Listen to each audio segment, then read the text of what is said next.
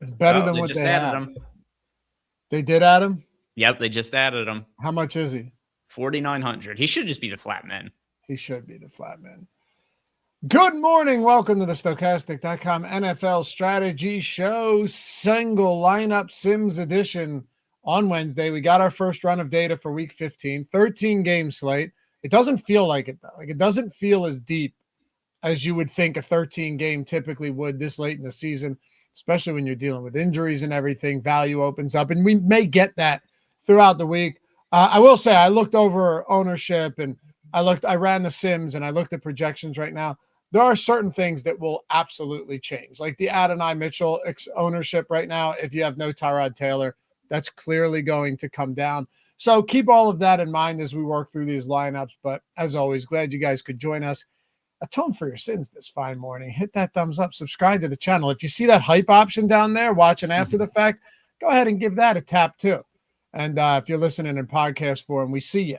We know you're out there. We appreciate you. We'll make sure to read off all of these lineups out loud so you know exactly what we're dealing with here and you don't feel left out. And after we do that, you say, you know what? I think these guys deserve a rating and a review over on Apple Podcasts. And for that, we say thank you. Anyway, what's up, dude? How we doing? I am so excited. People are already talking about it in the chat. I was talking about it right before the show started here. Phillip Rivers, it looks like he's going to end up starting for the Colts today. And one of the more bizarre, the entire thing is so weird with the Colts quarterbacks. You got Daniel Jones is trying to play through a broken leg and ends up tearing his Achilles in his other leg. And also, no cart. The guy's got one broken leg, one torn Achilles, and they have him walking off the field. You got Anthony Richardson, who is competing with Daniel Jones for the quarterback spot coming into the year. He breaks his face with a resistance band warming up for a game a couple of weeks ago. Then you get this rookie, Riley Leonard. He hurts his knee last week, so seems like he's not going to be able to play this weekend. So for whatever reason, the Colts' only option was to go to a literal grandfather, and Phillip Rivers, who's 44 years old, has not played in the NFL since the 2020 season. It looks like he's trending towards being their quarterback, and you just got added to the DraftKings pricing at $4,900. That's can't miss television for me.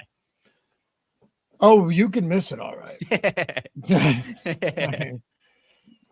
You're right though in that, like, you're gonna tune in, but it's the same thing as rubbernecking a fiery car accident down I-95, right?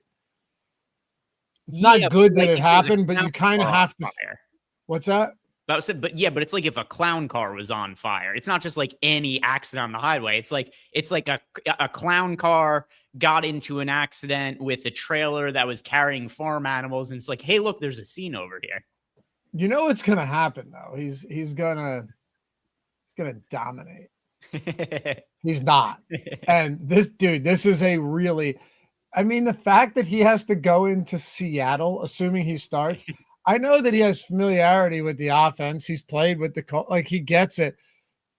I mean, this might honestly, like, okay, what's worse? Phillip Rivers in Seattle, as we're likely going to see this week, or Max Brosmer in Seattle 2 weeks ago? So because we've already seen the Brosmer start, I don't imagine anything could go worse than that. I mean, they got shut out and he turned the ball over, what, 4 times in that game? Something like that? Two interceptions. It was 4 interceptions and how many fumbles? It was there a fumble? No, it was Aaron Jones who fumbled. I thought it was Brosmer. All right. So here's the bar is scoring 0 points with 4 turnovers at the quarterback position. It's hard to imagine it goes worse, at the very least, because I imagine Phillip Rivers is not in peak game shape. I think the Colts game plan is going to be primarily, let's just give the ball to Jonathan Taylor a whole bunch. Maybe also you start to see like some really short pass plays involved. So just because Phillip Rivers has, a lot of veteran experience and the Colts kind of know what the situation is going in, it's such a low bar. I think that Phillip Rivers can outperform Max Brosmer when he played in Seattle. I think he can too, but it may just be on interceptions. It may just be by limiting interceptions. This is such a brutal matchup, man. It's such a tough spot. Anyway, I'm not playing him this week. I can tell you that much. There are some ones I really like, and a few that really aren't right now popping. I mentioned yesterday on Twitter that I was interested in Jalen Hurts. It does appear he's actually getting some ownership. It's not surprising, though. They're 10.5, 11.5 point home favorites against the Raiders. That offense is broken, though. So, I mean, I'll go to Hurts if he's not popular with that stack, and I won't if he is. But a few other spots to talk about, and we can dive right into it now and start building these lineups out. Like the whole spot with Jackson Dart. You got Jackson Dart going up against Washington. That Washington team has, essentially waved the white flag. They got blanked 31-0 by JJ McCarthy and company last week.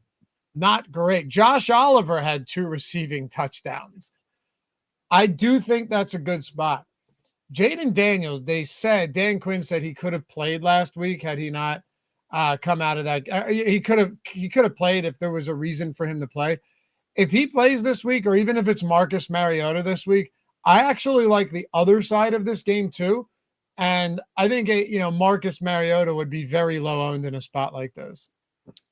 Yeah, that could end up being the case. Also, like, why are you even pushing Jaden Daniels at this point? The fact that you had him playing last week, and even if it wasn't significant, he to some degree re-injured the elbow, which makes you think like, oh, it probably isn't 100%. Why are you having him play right now? Like, you start to get, or at least I started to get concerned that they're trying to invoke the second coming of Robert Griffin III here by just having this guy in completely meaningless football games at less than 100%. It seems like bizarre decision. If he's 100%, sure, kind of like the Joe Burrow thing. The games don't matter, but he's 100%. Have him play in that scenario, whatever. But that's not the case with Jaden Daniels. I don't see the point, honestly. Now, I know he was forcing his way to play, just as Joe Burrow. Similarly, Joe Burrow was the one who wanted to come back. And that's their job. They play football, right? So I get it. But also, if you're trying to protect your franchise quarterback, the primary number one asset on this team, in this organization, you probably don't play him. So I do think there's definitely a possibility that Jaden Daniels doesn't play. And if that's the case, I would go to Mariota. Dart's going to be the chalkiest quarterback on the slate. Forget about any ownership we have right now. I feel pretty confident that Dart is going to leapfrog Lamar Jackson this week. We'll see. Either way, he's going to be up there. It's not even important. He's going to be up there, but I like it. You have a sub 6K Wan'Dale Robinson. You have Theo Johnson at an affordable price point who's been targeted pretty heavily, and the rest of the team that they don't use all that often. Now, of course, they are trying to run the football with Tyrone Tracy. He should be back. He said he's good. Devin Singletary is getting work. They're using those guys at the goal line. But I do like this Jackson Dart spot. I would be very interested, though, later in the week if we get news on Jaden Daniels, what it looks like if we build out a Mariota. Maybe I'll use that for the Tails exclusive lineup that I post in Tails from the perfect lineup, assuming we don't think Daniels is going to play. That's what I might do, because we can't really do that right now, Greg. Yeah, as of right now, same. Like, people might want to say to us, go build the Phil Rivers lineup. Well, we can't for a couple reasons. Number one, he's not in our projections, but also the last time we updated projection, he wasn't even in the DraftKings pricing pool. So we didn't even have him to pull into our data at that point in time. If it does become made official that Rivers is the starter, then it'll be in here and people could play around with making really shitty Phillip Rivers lineups at quarterback. But yeah, as of right now, we are expecting Jaden Daniels to start, and it does seem like that's the most likely outcome based on the coach speak that we've gotten so far. It seems like Dan Quinn wants him to play. It seems like Jaden Daniels wants him to play. I just wonder if logic prevails at some point and they go, probably not the best idea to play Jaden Daniels. So right now we do have Jaden Daniels in our projections, which I think is totally reasonable, but it's more of a best guess than a fact. Yeah, exactly. Let's just build one. Oh, here's something fun. I did this already today, but just so everyone gets an idea of where ownership is kind of residing right now, just complete the lineup and optimize it before we do anything, so everyone can see what it would look like. All right, so let's go. 0% randomness. Yeah, and I will say it's actually a very sick build. Jackson Dart, cool, on board. Rico Dowdle, Cool, on board. Although I am a little concerned with Dowdle at times where it seems like they've gotten away from him in recent games, less so than what they were doing a couple weeks ago. But whatever. Great matchup against the Saints. I'm on board with him either way. The question's more going to be how much of Rico Dowdle do I want? Then you've got Woody Marks, no Nick Chubb. So that also makes a ton of sense. Great matchup against the Cardinals. JSN. I've been advocating for JSN throughout the season to pay up wide receiver. That's cool. Jamar Chase always makes sense. Adonai Mitchell, he's had a bigger role with the Jets than what he had with the Colts. That makes sense. AJ Barner and Kenneth Walker. I'm a little bit more sour on that combo at tight end and flex. And then you got the Titans defense, which whatever, it's a punt defense. Doesn't make any difference. If this was a lineup that I was going to actually play, I wouldn't want to have 3 Seahawks with no Sam Darnold in the lineup. And Kenneth Walker, who's been popular the last few weeks, it has really gone poorly all those games. It's been really bad, man. And I think his ownership comes down a little bit, honestly. I really do. I also think Dowdle's ownership comes down because people see the involvement Chuba Hubbard's seen lately. I don't assume that they won't be somewhat popular, but the guys who I'm confident in that they're going to be very chalky, Jackson Smith and Jigba, no doubt about it. And let's not ignore something really important here either. This is a Colts team. I mean, it's kind of sad if you're a Colts fan. And I'm not rubbing salt in the wound. I'm dead serious. Like I feel for you. Any Colts fans in there watching after the fact in the comments, I hear you. I get it. It sucks because it looked like a really promising start to the season. Now, we all knew you'd come back down to earth a little bit, right? But the idea that you lose Daniel Jones, who had been playing good football, I was all over him last week. And I was pretty disappointed because he looked fine outside of that first pick. He was driving down the field. I'm like, all right, here we go. Here we go. We're about to have a shootout. And it looked like we were. And then he gets hurt. And I go, oh man, it's the same leg. I'm going to look like a moron. But it wasn't. It had nothing to do with that leg. It was his Achilles on the other side. Who knows if like putting too much pressure on that because of the bum leg, whatever, unimportant. You lose him. And now you're in real trouble. I mean, Brett Rippon is possible. Like, he's in there, Phillip Rivers. But here's another thing, Greg. Sauce Gardner probably misses another week. And now Charvarius Ward is back on the IR with his 3rd concussion of the season. So they went from trading for Sauce Gardner, having this elite duo of cornerbacks, right? Like arguably the best duo in the league. And now both of them are probably out again in Seattle this week. On the outside of the division, looking up, things could unravel very quickly for the Colts. And there's absolutely no doubt about it that they could just miss the playoffs at this point. Yeah, I think their odds to make the playoffs are like 18% or something like that is what they're trading on. I thought it was still 50%. I'll look at what they're trading at on Kalshi, and then I could also check the athletic model. I'm sorry. So the one I'm looking at now, if they win, it's 50%. Currently, it's 27%. If they lose, it's 21%. Yeah, it feels even lower. Like I would not feel comfortable trading them to get in at 27% right now. Like I'd need a much better number than that. There's no doubt about it. Kalshi, by the way, they're trading at 17% to make the playoffs. Which I think that's like actually fair value. Yeah. I'm just using the NFL playoff picture, where they have like the simulated play. And that's what I'm saying. 27%, no chance, man. I wouldn't be interested in that. But anyway, point I was trying to make here, which I mostly forget. So I'll filibuster for a second until it comes back to me. Oh yes. Jackson Smith and Jigba. This would have been a tough matchup for him 2-3 weeks ago. Now you look at it and you go, okay, this is insane. Jamar Chase coming off a bad game, but there's no way T. Higgins plays this week. Jamar Chase has destroyed Baltimore in the past. It's also clearly not a tough matchup like we've seen before. And then my favorite, I talked about him yesterday with Ben. I already have a bet on him this week, posted details, Woody Marks. I mean, I'll tell you something crazy. Woody Marks, you might not even believe me when I tell you this. Woody Marks over the last 4 weeks, so the last calendar month, is 4th in the league in rushing attempts behind Bijan Robinson, James Cook, and Derrick Henry, right? He is It gets even better. He is second in red zone attempts with 21 behind only Derrick Henry. And he is third in rushing attempts inside the 10 behind Derrick Henry and Travis Etienne. He is fifth in goal line carries. I mentioned that because Nick Chubb has a rib injury.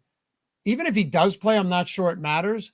But when you consider the fact that Woody Marks has actually had really difficult matchups lately, which has suppressed his price point, like you're talking about, he had Kansas City in Kansas City, the Colts, that's a tough spot. Buffalo, not really, but they didn't run as much. Tennessee's run defense is not bad. Jacksonville has a great run defense. Denver, this is by far San Francisco, Seattle. Those are the teams he's faced since week 7. Yeah, and he's still finding success in those matchups. And now Nick Chubb, the bum ribs. So I think if the slate was locking right at this moment, Woody Marks would probably be my most rostered player if it was locking right now. I don't think it's a question. Yeah. It'd be him and JSN and Jamar Chase. Outside of that, all of those guys to me are like Jackson Dart will be chalky. All those I could see coming down throughout the week. And if Tyrod Taylor doesn't play, I think Adonai Mitchell's ownership plummets. I do agree with that. Is Justin Fields potentially going to be good to go this week? Maybe. But even if he is, I think it's still a pretty significant downgrade to Adonai Mitchell. Totally agree. I mean, Justin Fields, for fantasy purposes, has, mostly been bad this year, but at sometimes has been okay. That has not been the case for him as a real life quarterback. As a real life quarterback, it's just been nothing but a disaster. He might even have more under 100-yard passing games this year than 200+ yard passing games. That's insane. I don't know that for sure. I'm just kind of guessing. Insane. Yeah, I don't know. By the way, you know what is insane, and I had not thought about this? All right, ready? So, you know who is eligible to come off the IR this week? Garrett Wilson. No. Oh, it's funny. We just had Jeff in the chat say, is Garrett Wilson gone for the year? So we could discuss it right here. I hadn't thought about it just because he's been out of sight, out of mind. Is he going to actually play? Well, the reason I say this, he's $3,000 on DraftKings. That could be a wild misprice if he is $3,000 and he is activated this week. Now, I'm not saying it's going to happen, but he is eligible to come off the IR. And maybe they don't want to bring him back. We'll see. But in the event that he does, that would be insane at $3,000. Yeah, I'm looking on Twitter. I'm just seeing people saying that he's available to, at least in terms of he's available in terms of his time. Eligible. But yeah. Can't find anything on if the Jets have said anything on what they're doing. Aaron Glenn did say, he said it's up to the medical team.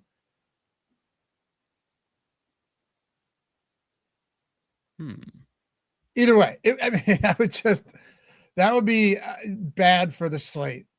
But yeah, if even with Justin Fields at quarterback, Garrett Wilson at 3K, that's a 100% play for me if he ends up playing. You have to. He's, in my opinion, one of the most talented players in the league. He's just had terrible quarterback play. So we'll see, man. Reset, I doubt he plays that many snaps. Yeah. I agree with that, but we'll see. We'll see what happens. Jeff, now no one really has many props yet. Only a lot of the marquee players. There's no way Garrett Wilson has props. I think it's more likely that he doesn't play than anything else. I was just pointing out that he's $3,000, so that would be nuts. But all right, let's build one out. Who do you want to start with? All right, so a lot of different directions that we could possibly go here. We've got a lot of quarterbacks who are projecting well also. You want to start with the Jackson Dart lineup? He is who you say you expect. To. All right, yeah, let's do it. Let's plug in Dart against the Commanders. As far as stacking partners, it kind of has to be Wan'Dale Robinson, I think. Yeah, or Theo. I actually like Theo Johnson this week a decent amount. We can do both. Yeah, sure. I did run the Sims earlier, if anyone's curious, and we got about 20% Jackson Dart. He was my highest exposed quarterback, 21%. 21%, which means we have at least one or two naked Jackson Dart lineups because we have no Jackson Dart +3. We have 7% double stacks, 12.7% single stacks or skinny stacks, which means, yeah, that gets us to 20%, meaning two of those lineups are actually going to be naked. So I think, yeah, the best way to do this is a skinny or a double. I'm okay with the skinny, but let's actually try it with a double just because the tight end position really is not good this week. I know Eric took exception to me saying that last week because I heard him, he's like on the live before, Lavi said it's not a good position. What I was saying about that, and I'll say it many of these weeks, is that, yeah, there's a lot of guys you can play, but there's nobody that stands out. Now, of course, you needed like a Harold Fannin Jr. last week, but there's nobody that just jumps off the page. Trey McBride is a brutal matchup, and he's priced up.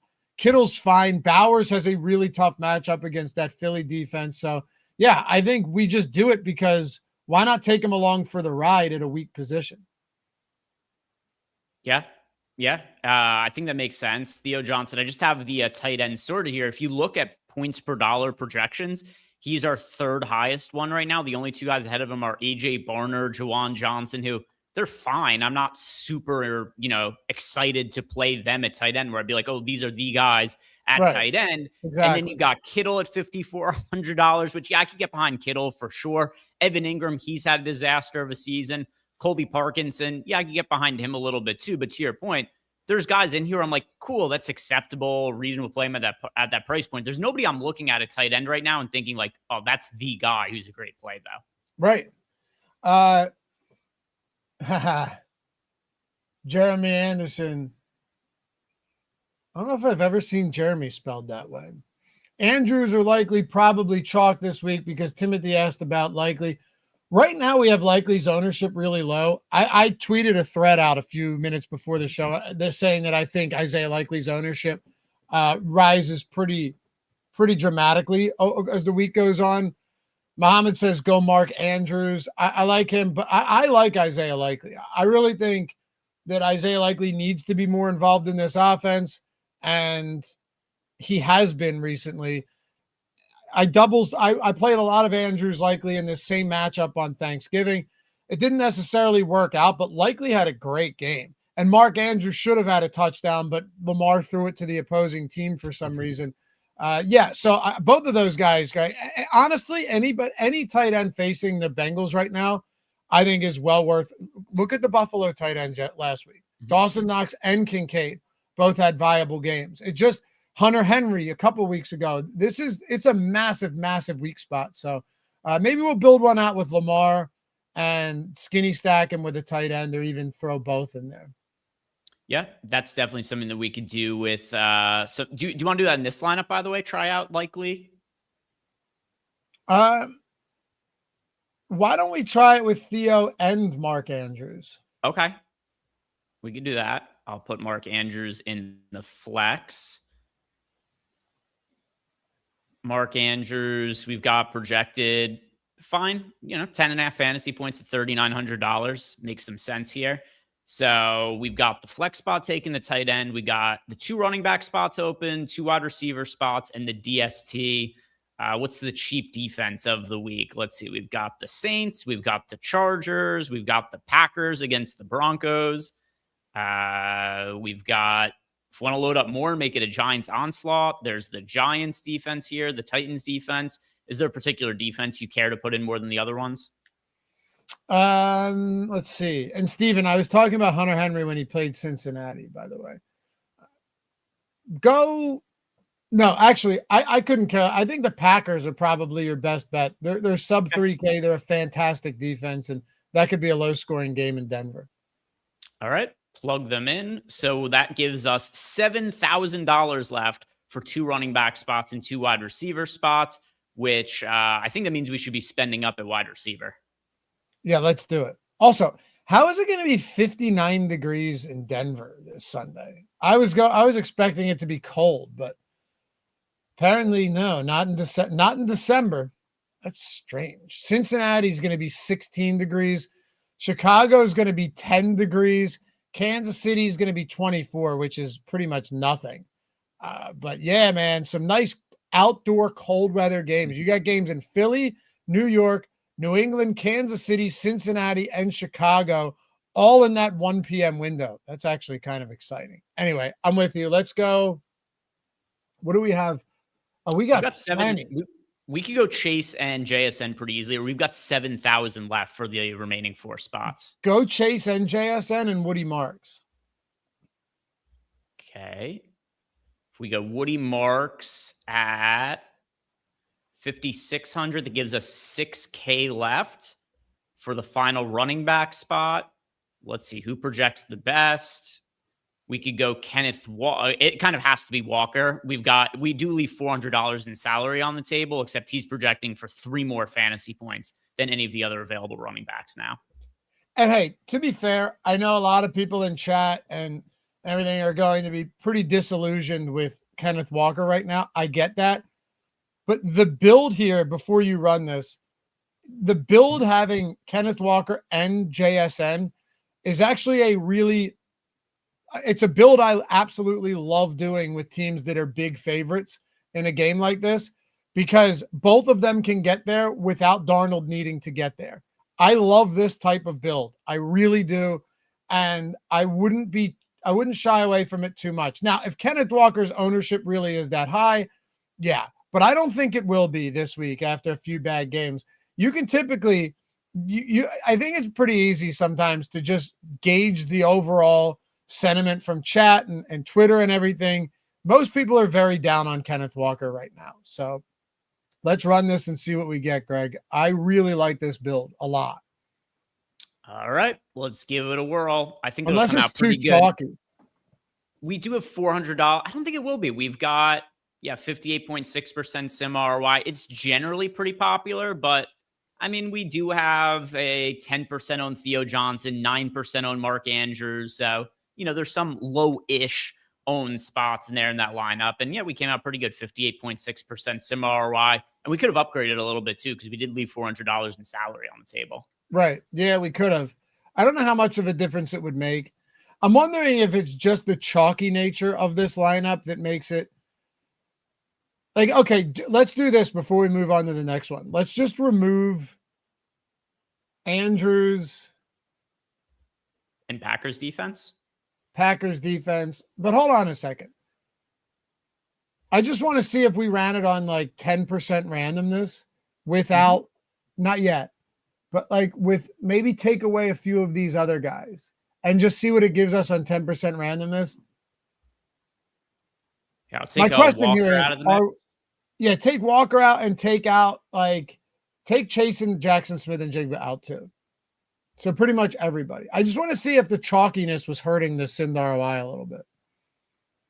All right. So if I optimize at 10% randomness around these guys, we've got Dart, Marks, Dowdle, AJ Brown, Wan'Dale Robinson, Adonai Mitchell, Theo Johnson, Christian McCaffrey, and the Chargers defense. I think we may have gotten a lineup that's about as popular as the other one, but with different players at least. Yeah, it could be. I mean, the AJ Mitchell or the AJ Brown brings it down a little. Yeah, you're right. Try it again or just run it. Let's see what we get. You think it'll be lower? We used more of the salary, so maybe that has it project a little bit better, but about the same. Yeah. Okay. All right. Fair enough. I want to build one next with Lamar. Makes sense. Makes sense. I am kind of curious where the field's biases are going to be now, because like Lamar's been bad lately. Jalen Hurts is coming off what I think was probably the worst game of his career that he played in that Monday Night Football game against the Chargers. But now you've also got the Ravens are kind of on the outside looking in the playoff picture. There's been a lot of there's in general a negative bias against Lamar Jackson. Like he wins MVPs and people are still like, this guy sucks. He does have a great matchup against the Bengals. He's also 6,400 is such a cheap price point for Lamar. That's as cheap as he's going to get, especially in this matchup. Throw him in with Andrews here. Okay. No Zay Flowers or anything. Andrews has been quiet, but he has 2 touchdown upside. And I know a couple of people in chat mentioned, those pretty bad miscues by Isaiah Likely over the past couple of weeks. The problem and saying like there's no way Lamar is going to go back to him, I guess, but you know what? Zay Flowers 2 weeks ago had an offensive pass interference call that overturned the touchdown. He also fumbled in that game as they were trying to drive and they lost the fumble. This whole team's been a mess. If you're gonna go away from everyone and bench everybody for miscues, they're not going to be able to field a team going forward. So I'm not quite as worried about that, honestly. I looked Flowers at the is 6,300, by the way, if you want to put him in as well, or we can just go to Andrews. Zay Flowers is 6,300. I think we just try a skinny. Okay. I'm okay with it, honestly. Chase is a run back then? Sure. Yeah. Oh, yeah. Definitely. Chase is a run back. And then you've got your bones of a lineup here, which is pretty simplified, but I like it. We also need to do an Eagles stack at some point. Yeah, we can do that. We can do that one next. That one probably not going to want to. Well, actually, whatever. We'll get there when we get there. You know who I like it? You know who I like at running back this week? Get your thoughts here. Travis Etienne. I thought you were going to say Genty. No, but I actually at his price at what is he 5,800? I think that actually isn't. It's not that crazy to me, honestly. Like I'll probably have some Ashton Genty, but Travis Etienne. You look at the workload last week. You are starting to see that Tootin is not. He's falling out of favor quick. Just as rookies like Jaden Blue fell out of favor very quickly in Dallas, and a lot. You look at Tootin last week. I think he had 2 fumbles on 2 carries. I'm pretty sure he did. Like that is not going to help you at all, especially as a team that is looking to maintain sole possession of first place in the AFC South. That is not something that's going to work out very well for you. They trust Travis Etienne. I actually think he's one of the better plays on the entire slate.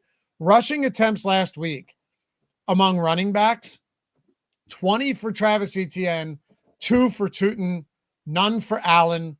That was it. That was it, man. Jacoby Myers had 3. They like him, but all of the work essentially inside the red zone is going to go to Travis Etienne. They're big favorites at home against the Jets. Yeah, he's one of my preferred options this week. I really like him. By the way, I do want to point this out because our Petrino is correct. Tootin did get hurt during the game last week, but also to Lofty's point, he did have 2 carries and he fumbled both of them. And he's just been dog shit this year. Yeah. The idea with Tootin coming into the year was he's this great athlete. He's a big play running back where he's the potential for explosive plays. He's got 0 runs for more than 15 yards this year. And I think he has 2 for 10 yards the entire season. He's whatever explosion he theoretically had, it is not shown up. And you can't even say that it's because of the Jaguars offense because ETN's running in the same system and he has had infinitely more success than Tootin's had from an efficiency standpoint. Yeah. Yep. Also, I'm reading this and good call, Arbitrina. It does say that he was eventually cleared to return, but the Jaguars had little reason to take chances with him. But also, like, I don't know if you'd want, as Greg pointed out, I'm not sure if you'd want to anyway. So it does feel like Travis Etienne is clearly the preferred option in this backfield right now. I do like him this week. Yeah, so we could plug in ETN for sure at $6,500. I do agree with you. If he actually comes in 14% owned, he's somebody I'm going to want to be overweight to the field too. I'll just plug in the Packers defense again here, just so we have a defense as a placeholder. And then that gives us running back, 2 wide receivers, and a flex spot left, Lofty, for $5,500 for each spot. Who do you like? I think we should plug Woody Marks back in. He's right at the spot of our average salary, and I find him very difficult to get away from right now. And also, any lineups that we have that do not have Woody Marks in them, it's going to hurt the sim ROI with what our projections are.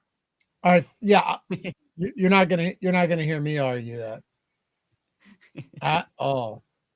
Let's do it. What are you laughing at? What is this? The super chat to shout out yourself? This is He's Eric Lindquist behavior right here. He's a character, man. He's a character, but big supporter of the channel and Stokastic. So we love him for that. All right. So we have Lamar Jackson, Travis Etienne, Woody Marks, Jamar Chase, Mark Andrews, Packers D. Are there any other wide receivers that you really like this week? Because we have what is that around 5,600 per player remaining.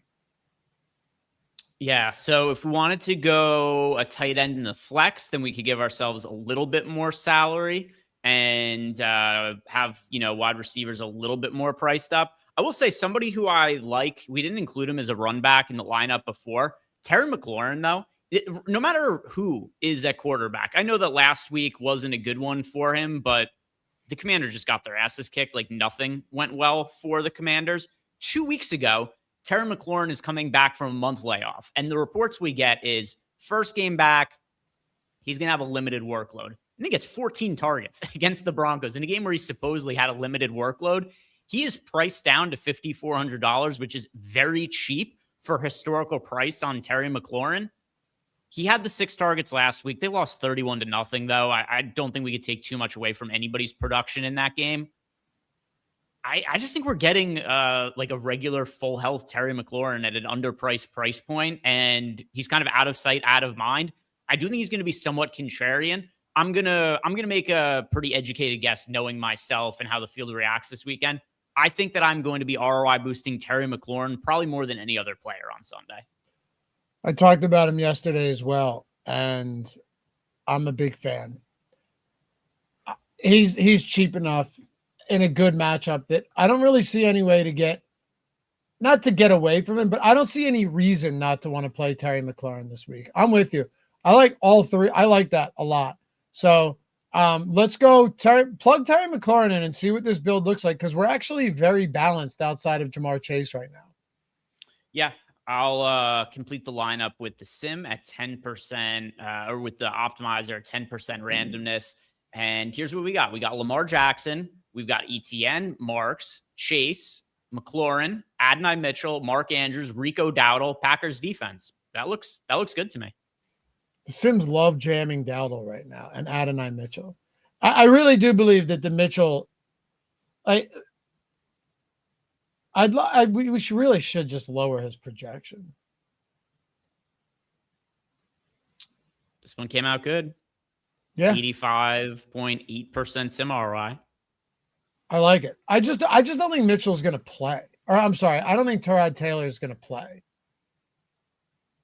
But I guess it doesn't really matter for now.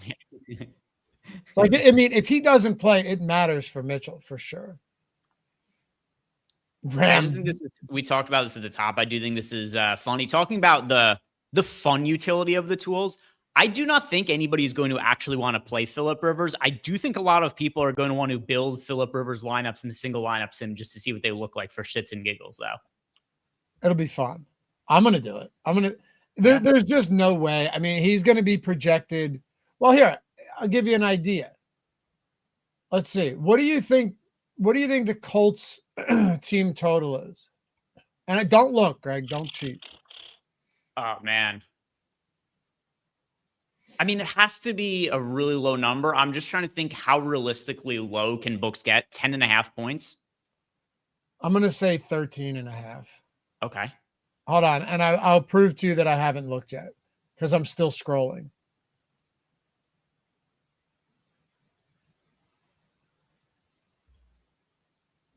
Where are these? Where are these sons of bitches? Here we go. Yep, you're right. 13.5, 14.5 on, what is that, Caesars? I know this seems like a funny statement. 14.5 seems like an egregious lineup for the Colts point total. It does. Now it's minus 130 to the under, but yeah, I think the reason would be just that, like Jonathan Taylor, and they do have some good weapons. But if you think that one's low, look at the Vikings. No, the Vikings are high comparatively. The Raiders are 12.5. Crazy. The Jets are 14.5. Browns are 15. Cardinals are 15. Chargers are 17.5. That's why it doesn't feel like a 13-game slate, dude. There are some really low totals here. Sub 20 for the Falcons. That's a Thursday night game. But yeah, really some low totals on a slate like this. It's kind of shocking to see that, but there are some bad situations right now as far as quarterback play goes. Plus the weather in a lot of the spots. How much of the weather? I don't know. I think it's once the temperature gets below, I'll have to find this study. It's as the temperature starts to get below 30 degrees, I think it incrementally decreases the expected points that are going to be scored. I'll have to find the study though. Oh, no. I absolutely believe that. I'm just saying a lot of those teams aren't even playing in cold weather games. Oh, gotcha. Yeah, a lot of them are just shitty teams. I will say, though, I think based on those lines, I think the sports books are sleeping on the garbage time goat, Jacoby Brissett, unlike anything I've ever seen. The guy goes down by 30 points, and he becomes Superman at quarterback. He's unstoppable once he goes down by 4 touchdowns. He has been, but I don't. This week feels like a week. Paris Johnson, their left tackle, who's like pretty elite. He was their like 6th overall pick in 2023. He's not going to play with an MCL strain. So now you have that Houston D line, like the best pass rush and the best secondary in the league. And then a Cardinals team that has no run game. Dude, how are you? If Jacoby Brissett works garbage time magic this week, I said it on Twitter, like then we just know that this whole entire season is one giant psyop. Like it's just the only reason this season in football exists is to scramble our brains. Because if he comes into Houston this week and they end up putting 20 plus points on the board against the Texans, then just all bets are off going forward. And I'm just going to throw my hands up in the air. I don't know. The thing is, though, it's the Cardinals are so bad they fall down by like 20 to 30 points. 30 points is a little bit of exaggeration, but what happens is they fall behind by 20 points, but they just don't give up. They keep trying to play hard. So you get all these games where teams are just in a prevent defense for the entirety of the fourth quarter. And you got Brissett is running up to the line. They're running a hurry-up offense. They've got a spread offense. They've got all the starters in the game. And they just rack up garbage time points like it's nobody's business. So that's been a lot of what it is. He's not actually been playing well in the majority of games when they're close. Just garbage time comes and Jacoby Brissett just doesn't let his foot off the gas pedal. He sees, and you know what's funny? There's going to be a team that looks at his numbers at the end of the year and are like, we should try starting Jacoby Brissett next year. And it's going to be largely based on what he did against prevent defenses in garbage time. A lot of it, sure. Yeah. But also their defense is so bad that nothing matters. Like he doesn't really have another choice. He doesn't have a run game. I don't know.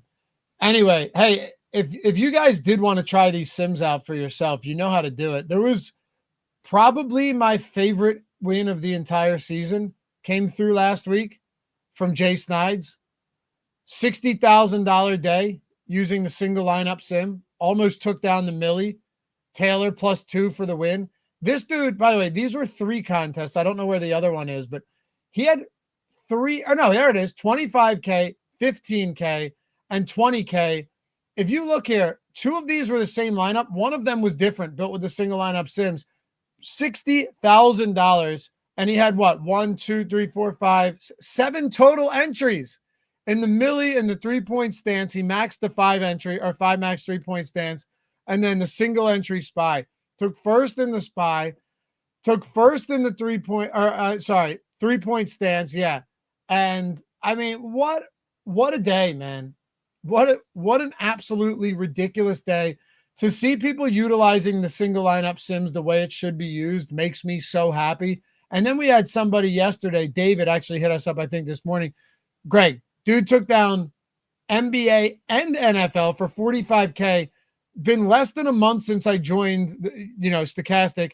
Have been on top of the leaderboard more than I could have possibly imagined. The ROI has been insane. So 2 sports for David Linsmeyer, 45K after signing up a month ago for the Sims. Is it not a beautiful thing to see those screenshots pour in? One thing that's really cool too, it's multiple things. It's like you mentioned, multiple sports, people using different tools, different buy-in levels too. You got guys who are playing mid stakes, guys who are playing like the $1, actually, there might even a 25-cent winner take all. So it's all different kinds of tournament structures, different people using the sims, people using the single lineup sims and hand building, different sports, all different ways that people are using the tools. But the one common denominator, lots of people making a lot of money on all the different tools. Yeah, man. And look, I tell you guys all the time, it's not like you're just going to jump in and day one win 100,000. Although people have done that. Gizmo, right? Gizmo used the tools for 3 days and took down like 400K in the first month. But if you guys want to check the tools out, you can do it for free. I know we're late in the season. Many of you already know about this, but if you haven't done it yet and you've been on the fence, like I don't want to spend 10 minutes to get $130 value for free. Maybe it's time. Links in the description. Use it on your phone and tap it or on your desktop or computer, whatever you're using. Just choose any of our sportsbook partners or pick 'em partners if you're in non-legal betting states, or Onyx, which is in 40 plus states because it's a sweepstake book. And that's a good one because you spend 10, you get 100 in bonus picks. Click claim offer. That's how we track it. You got to click claim offer. It'll redirect you over there. Just sign up and make the minimum deposit, $5 or $10. Use that to place a bet or set a pick 'em lineup.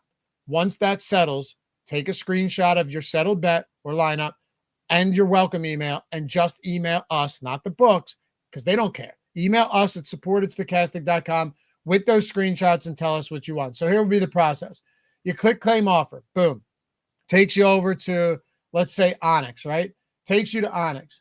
You sign up, right? You deposit you spend your $10, then you get 100 in bonus picks. You put 10 on a bet. That settles, take the screenshot and the welcome email, send them both over to us and say, hey, I signed up with Onyx. Can I get a month of NFL for free? Boom. Hey, I signed up for Onyx and Caesars. Here's what you need. Can I get 2 months of NFL? Run me all the way through the Super Bowl. Or, as a matter of fact, you could say I signed up with Onyx and Prize Picks. Can I get a month of NFL and a month of NBA and run those concurrently? So there's a million different ways you could play it. Straight no-brainer if you've been on the fence. Or if you just want to keep stacking them. I know a lot of you guys, as it's about to run out, you just sign up for a new one. So all you're doing is spending $5 or $10 every month to access the tools. Come check them out. That is the best, easiest way to do it. There's no other site with the tools that we have that offers something like this either. So for anyone that ever says, hey, the tools are too expensive, they're really not at all. I mean, at all. So anyway, free. Yeah, right. It's actually better than free because you're getting the sign-up bonuses on all of these books. So, and you might win your bet. I want to build a Jalen Hurts lineup, then we'll go FanDuel. Or we could just try one on FanDuel, but I don't know how he projects as far as price point on FanDuel. We should try that out. Yeah. I'll pull up FanDuel here. We could build out the Jalen Hurts lineup over on FanDuel. He's price kind of expensive, but relative to FanDuel, it's not too crazy at $8,700. And I know for myself at wide receiver, Lofty, the one thing that is different about FanDuel relative to DraftKings for the slate, it is so much harder to get up to the expensive guys. Like JSN is $10,000, Jamar Chase is $9,200, Puka Nacua is $9,700. So the thing I'm going to be getting at here is then I think some of these more like mid to upper priced or mid to mid upper price wide receivers like AJ Brown at $8,200, they make a little bit more sense on FanDuel and DraftKings. Not even to say I wouldn't want to play him on DraftKings, but I have a stronger feeling towards playing him on FanDuel just because it is so hard to get up to the other studs on FanDuel as they're not as hard to get up to on DK. So give me a double stack that you prefer most. Okay. For me, it's Devonta Smith and AJ Brown. I agree entirely. Yeah. I know a lot of people in chat were saying Goddard. I'm fine with Goddard, but I actually like the double wide receiver pairing here. And I like it on DraftKings too. It's really cheap on DraftKings. Like Devonta Smith is sub 6K. AJ Brown has double-digit targets in 4 straight weeks. He's sub 7K. I think you could argue in this spot against what has actually been a pass funnel defense that AJ Brown is underpriced. One other thing that I wanted to point out, because I mentioned this on X and people were like, why wouldn't they just run Barkley after what we saw from Jalen Hurts? They could, Greg. They absolutely could. Like that could be what they do. I also think there's a path where they go, you know what? We are going into week 15. We are double-digit home favorites against the Raiders. We need to get Jalen Hurts' confidence back yesterday. And what's the best way to do that? Let Jalen Hurts air the shit out of the ball against the Las Vegas Raiders. I really do think that's in the cards. I've watched this Philadelphia Eagles coaching staff do that in the past, where you just assume they go into a game and it's all Saquon Barkley, and their first 8 plays are passing plays. So you can't always go like the traditional thinking route with these teams. After such a bad game on Monday Night Football with 5 turnovers, 4 interceptions, and a terrible one to end the game when they were inside the 20. Don't get me started, man. That was the worst. But you know what I'm saying here. It's definitely possible. They just go, let's take what they give us and go to 2 elite receivers in AJ Brown and Smith. So I couldn't agree more with you. It's also just a general buy low spot versus expectations. We've had this conversation a couple of times about the Eagles over the course of the year. They've been wildly inconsistent, but they were the favorites to win the Super Bowl 3 weeks ago. Mm-hmm. And there's been this general trend with them where people start to buy in on the Eagles. And like last week or a couple weeks, they just look like dog shit. But there's also been these spots where people like Jalen Hurts is bad. The Eagles are washed. This team is no good. And then all of a sudden, the winning lineup in the Millie is a Jalen Hurts double stack with AJ Brown, Devonta Smith, and both of them have 100-yard receiving games. There's still a lot of talent in this offense. And then also one other thing to talk about for the Monday Night Football game, they were playing on the road against the Chargers. It's not exactly the easiest matchup in the world. No, it's not at all. But there were some massive miscues that can't be overlooked. Tough matchup. Also, that was a must-win. That was a really more important game for the Chargers than it was for the Eagles. Einsteinium, the correlation between the targets AJ Brown's receiving and the losing streak can't be ignored. You know, I thought about that, Einsteinium, a couple of days ago, but I disagree. I actually don't think that's true at all. If you go back and look at the way that they're losing these games, I would disagree with you. AJ Brown dropped. What's that? They're also tough games that they're playing, yeah. And to me, it's more like the results are the results in terms of like the wins and the losses, but it's not like they're getting blown out in these games. They beat the Lions, then they lose in Dallas, they lose to the Bears, then they lose at the Chargers. So once again, these are a stretch of 4 games that are it's probably the most difficult 4-game stretch of the entire season for the Eagles. But then on top of it too, I do think there's something to be said for that in their toughest matchups, they've decided AJ Brown is the guy they should be going to. I don't think that the reason they lost these games is because they're throwing the ball to AJ Brown. I don't think that's why they've lost. I think the reason they've lost these games has just been overall inconsistent play from the team. The run defense has been abysmal in a lot of these spots too. That's clearly not AJ Brown's fault. The run defense has given up, 120 plus yards to DeAndre Swift and Kyle Monangai in the same game. But, if they played they've actually played a very difficult schedule the entire season. The Eagles, as I'm looking through their schedule for the year, there haven't really been too many softball matchups, but let's say the game that they played against the Giants, well, he sat out one of those, but all right. So let's say that the game, there are no easy games playing. Let's say they played the Titans at home. they're going to win that game no matter how many targets AJ Brown gets. It is kind of indirectly cherry picking tough matchups that they just happen to go 1-3 in. Yeah. Absolutely. And it goes beyond that too. They cannot run block. They cannot pass block right now. And Jalen Hurts is not seeing the field well at all. So no, it's not on AJ. I know it might seem like that, but that's more coincidence than anything else. So anyway, Timothy, he did drop 2 passes, one that turned into an interception, and another was actually a perfect ball from Jalen Hurts. So I'll give you that. Common Pennies, this really feels like a season where any given Sunday, no team's safe. You're so right. Panthers against the Rams the other week, the Chiefs in general, the Eagles, the Bills have had horrible losses and then dominating wins. The Ravens look terrible. The Broncos are winning, Greg, but it's like they're winning on not every game, but on the final possession on so many of these. Yeah, it does feel genuinely like every single team can be beaten any week. So one more thing on AJ Brown, then we could finish building the lineup.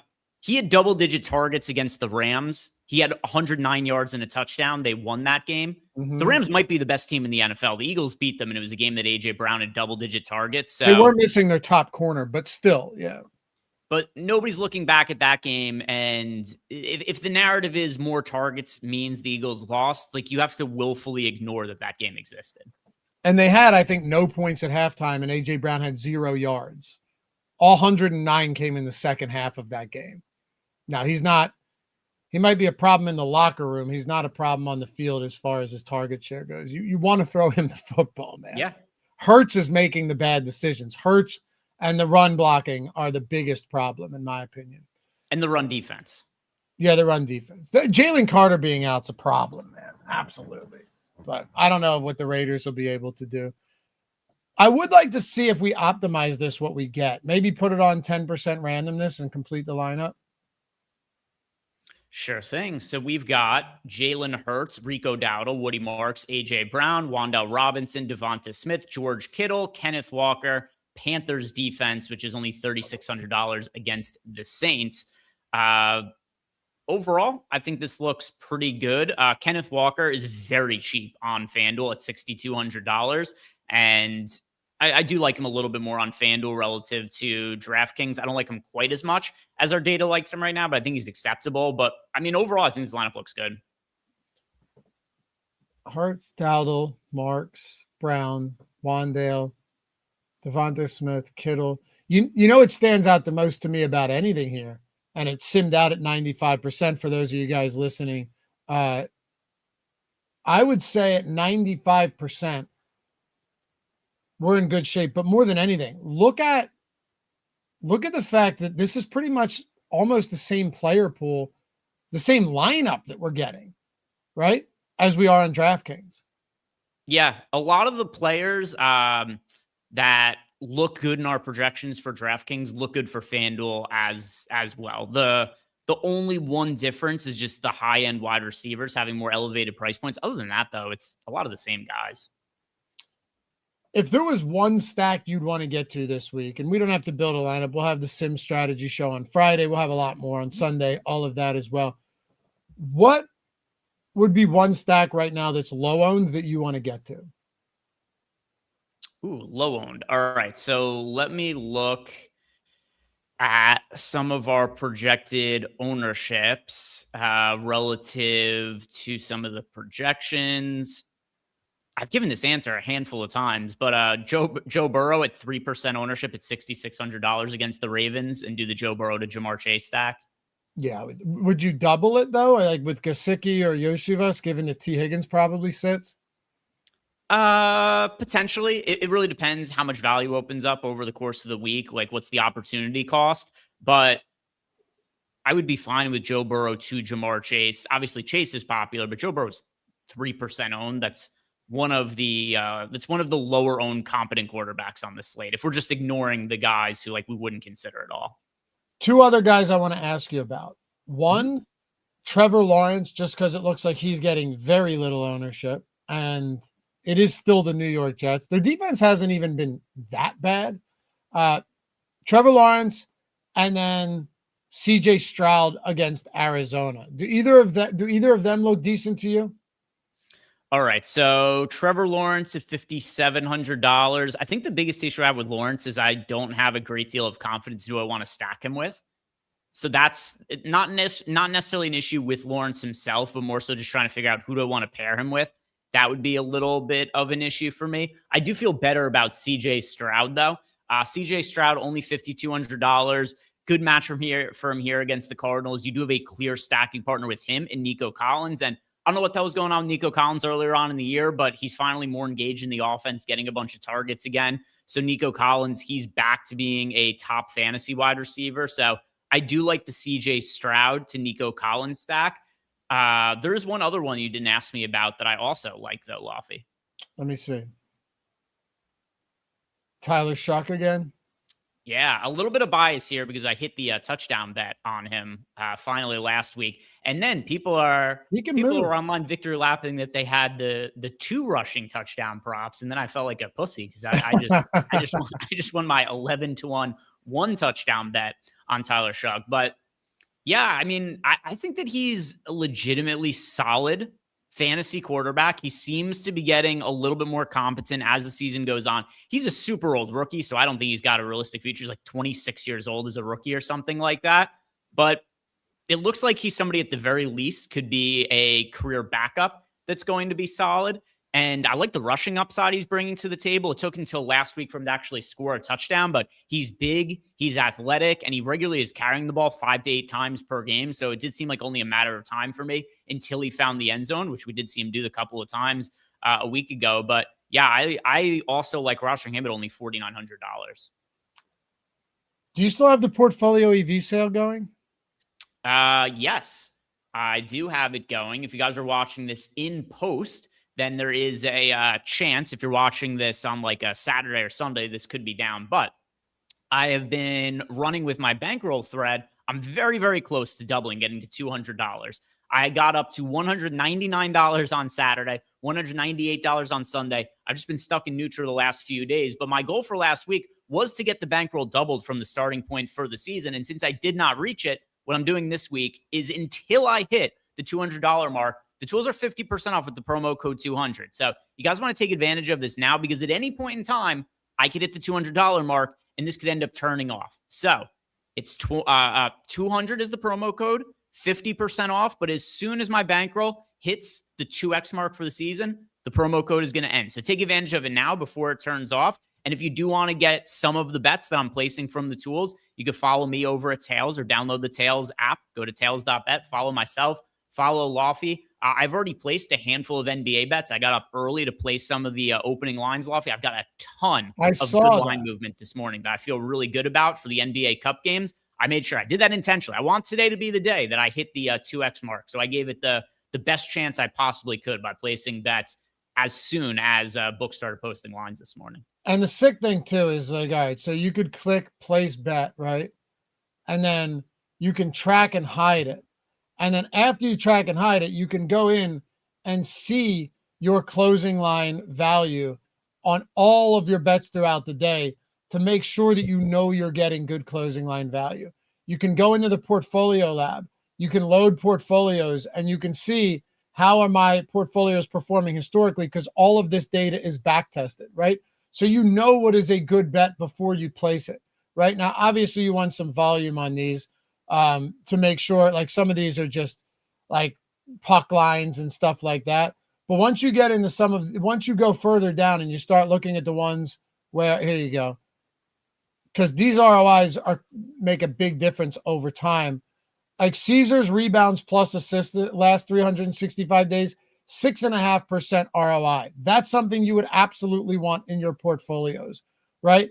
Fanatics, here's a good one. Parks, if you have Parks, 6% on rebounds plus assists for NBA. So you go in, you select the books that you want, and then you can see what the ROI is on all of these, and you can add them in. So then when you go to your top bets, you have your portfolios selected, and then all of the bets that you want from the markets that you know have been historically profitable within the tools are all right here. And you can use the mass entry tool, right?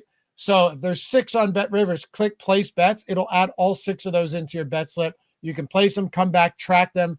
A really streamlined system, and something where even if you're a 9-to-5er and you don't have a lot of time throughout the day to research bets, you can do this and get 100+ bets a day with a couple clicks of the finger. I use it in the app. I know Greg does as well. So that's a huge advantage to being able to use these tools, is just having that at your disposal every day and knowing what's been profitable before you even bet a thing.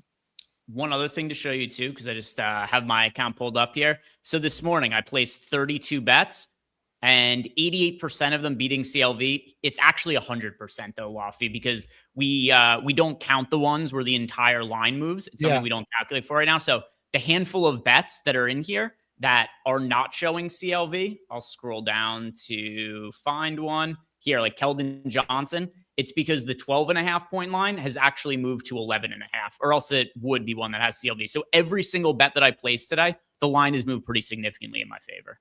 It's awesome. So come check it out, man. If you haven't yet, come check it out. 50% off with code 200. Link is in the description.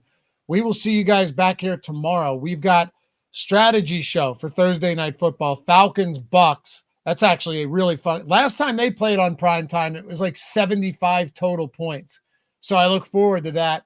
We've got Live Before Lock for that. And of course, tonight, Deeper Dive Live Before Lock for NBA. If you missed Josh's strategy show, go back and check that one out.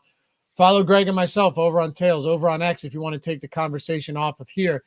Like I said before, Tails, you can now comment on all of these, right? Like you can comment on our posts. We can go back and forth, have a conversation there.